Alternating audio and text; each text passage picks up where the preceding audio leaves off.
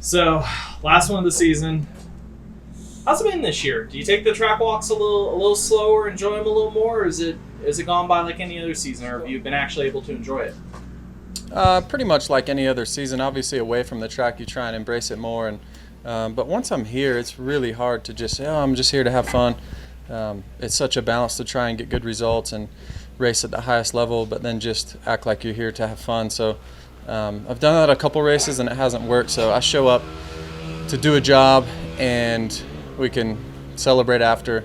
And during the week, I've been able to reflect and talk to some people that have meant so much to me throughout my career and reminisce on old times. And last night we had a big team dinner with a lot of my friends and family. We were able to tell some stories, and those are the minutes and moments that I cherish the most. On the track, it's business as usual, and I don't think you can really do it any other way. For sure, opening ceremonies and things like that, taking my kids out with me, and you try and just really soak it in, but yeah, once the lights come on at night, it's go time, and no different tonight. Here to do a job and try to stay as focused as I can all day, and try and come home with my best result of the season. That's the goal. So I know, of course, last season ended on a sour note, big injury. I know immediately there was some talks afterwards that was it. But now looking back on you, if you would have pulled the plug then, do you think you would have sat at home all year this year just thinking about what you ended up having? I guess in the sense of, sure, you're really grateful that you made the decision to go one more time. Yeah, thankfully I've got some experience, and I know injuries are such a knee-jerk reaction of, man, I want to be done, and I don't like being injured, and I've got 3 kids now, but I knew I just had to kind of sit in it and really figure out what I wanted to do, because I know once you do it, of course there's people that come out of retirement and this and that, but I'm at the age now where it's not like I can retire for 5 years and come back when I'm 43 years old. It's not realistic. So I feel like once I say it, I'm all in to do it and be done. And I wasn't ready to last year. I started the season the best of my career. I mean, I was 37 years old and came out with a podium at round 2, and I think I was 3rd or 4th in points leaving Houston after the first 3 rounds. So and then then it quickly turned bad with some bike malfunctions and such. But I had to really realize, obviously, those are out of my control, and what I was able to control, which was my attitude and work off the bike, work on the bike, all that was great at maybe the highest level I've been. So those were the facts, and really had to sit in it and make a family decision, and wanted to come back and do one more, and I didn't think there was a better team that fit me better than Mike Genova and his crew at MCR. Obviously a top-notch A-level program with a great motorcycle, and his leadership is second to none. So to be able to finish it out with him, who I got my win with a few years ago, it's been a pretty special year.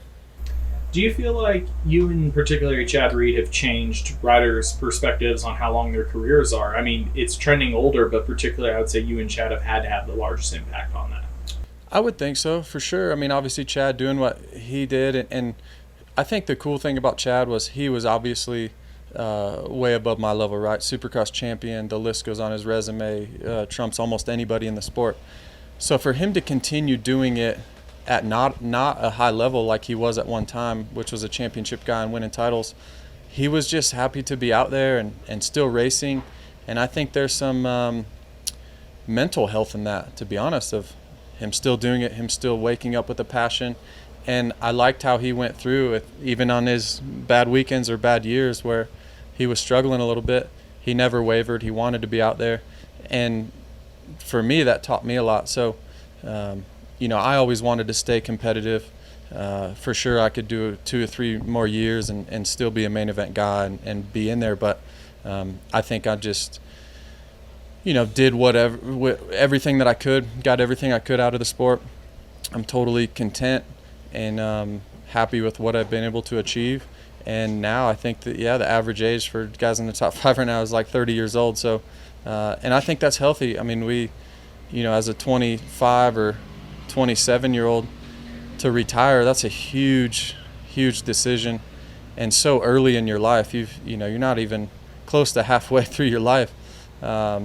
So it's been fun. Obviously, it's tough to navigate having children and racing at the highest level and all that. So we've had to manage that, but I've felt like when we weighed our options, it was way better for me to be on the track racing with a purpose. Last one for you. So tonight is your final night here in AMA Monster Energy Supercross. All the talk of global. Is this truly the end for you of racing on a dirt bike professionally, or any chance we see you take the adventure that will be the kind of the world tour?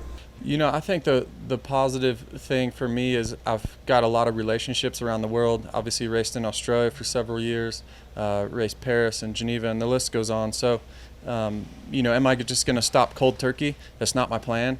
My plan is to be done with AMA Supercross, which is the highest level of racing in the world, right? And to compete at this level, I don't want to do anymore. I don't think I really can anymore. Because it takes so much time. Do I want to go line up at a overseas race and have some fun and enjoy it and still compete at a level that I'm comfortable with and still have fun with it? For sure. I think that's, the beauty of our sport is there's the highest of high level, and then you can go play somewhere else. You can go, dabble in Australia for 4 races or go to Europe for a couple races, and I think that'll help me kind of wean off the drug, the adrenaline drug, and have some purpose, but also spend a lot more time at home. We're moving to Iowa, and obviously with the 4 seasons in Iowa, I can't prepare properly to race AMA Supercross. I'm a huge fan of the sport. I love everything about it. I still want to be around. What capacity that is, I'm not sure. But yeah, I'd love to, possibly line up a couple more times, and but I say that now. Who knows what 2 months looks like? Maybe I don't want to do it anymore, but for sure, 100% AMA Supercross that I've dreamed of racing as a kid, and the highest level of racing in the world, that page is going to be turned.